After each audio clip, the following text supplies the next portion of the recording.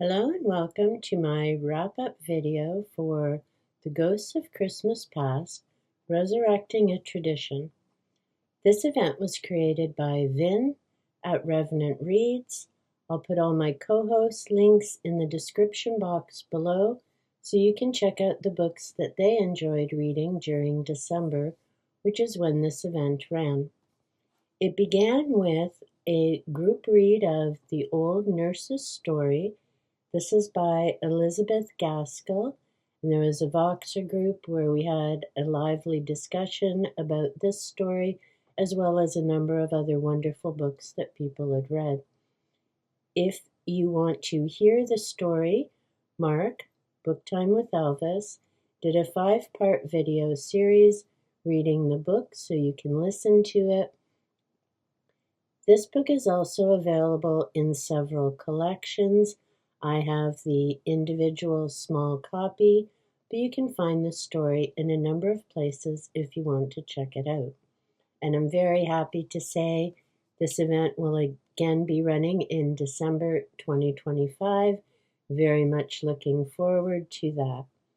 So what did I read as part of this event? This is my second video. I talked about my other reads earlier. I finished The Five. This is by Hallie Ruebenhold. It's a story about the 5 victims of Jack the Ripper.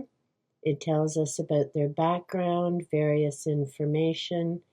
It does not include the details of the murders.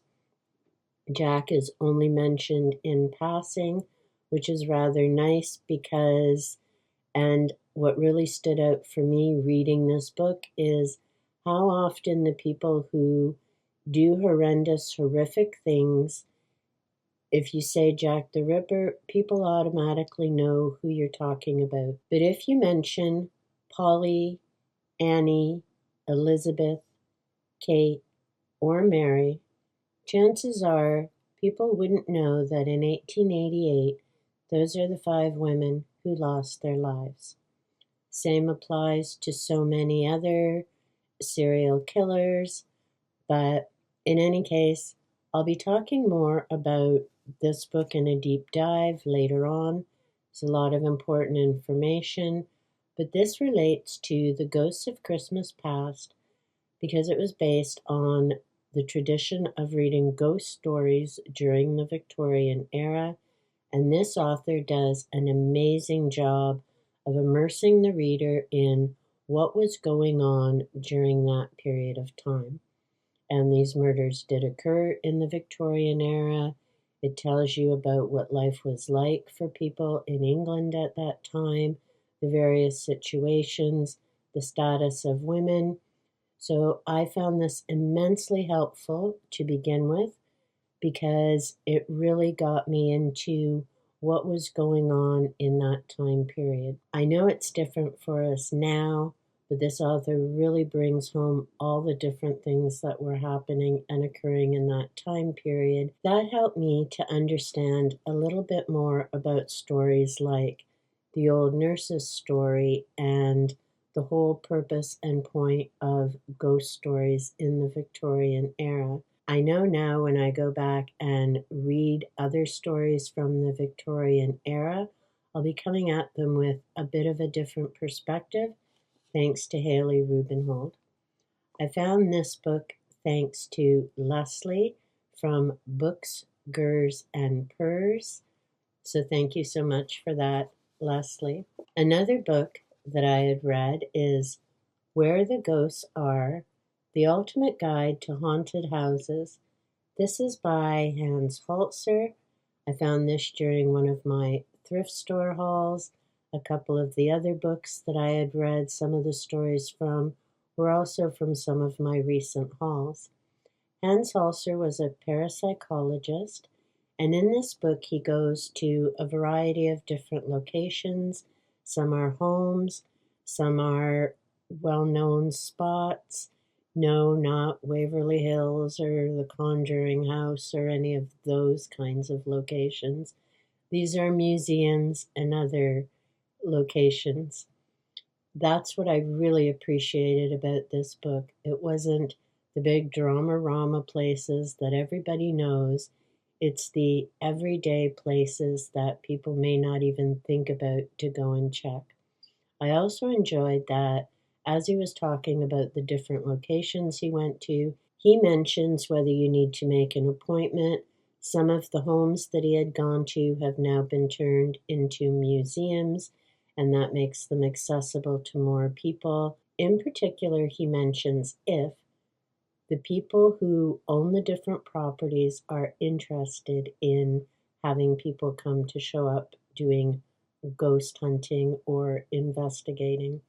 At some of the locations, people do not want ghost hunters or paranormal investigators, but they are still an amazing place to travel to in terms of the historical value of the property and the different items that are in those buildings. When Hans was investigating, he quite often went out with mediums, and he always checked the information afterwards.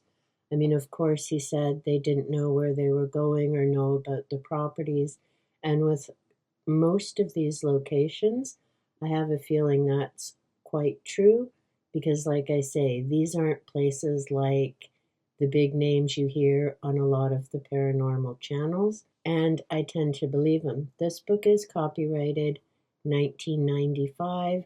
In other words, before the internet and everyone could hop onto Google or whatever search engine they use to get all kinds of information. The two psychics who come up the most in here is Ethel Johnson Myers and Sybil Leek. Now, I've heard the name Sybil Leek. I just can't place all the different information that goes with her. But they're the two individuals he talks about the most and did most of the investigations with in this particular book. On page 10 in What is a Ghost, so the introduction, and that's part of why I also read this book, is his definition is very different than the definition some other people use. To him, a ghost is simply a human who is no longer living. So he doesn't see them as demons or devils or anything evil like that. He simply sees them as the human soul in transition. He also makes an interesting point, and let me know in the comments down below what are your thoughts about this. Ghosts, then, are very real, and the range of those who may at one time or another observe them is wide indeed. Anyone who sees or hears a ghostly phenomena is, by that very fact, psychic. You do not have to be a professional medium to see a ghost, but you do have to be possessed of more than average ESP abilities to tune in on the refined vibrations or electromagnetic field that the human personality represents after it leaves the physical body. There are, of course, millions of such people in the world today, most of them not even aware of their particular talent. Personally, I don't agree with that statement.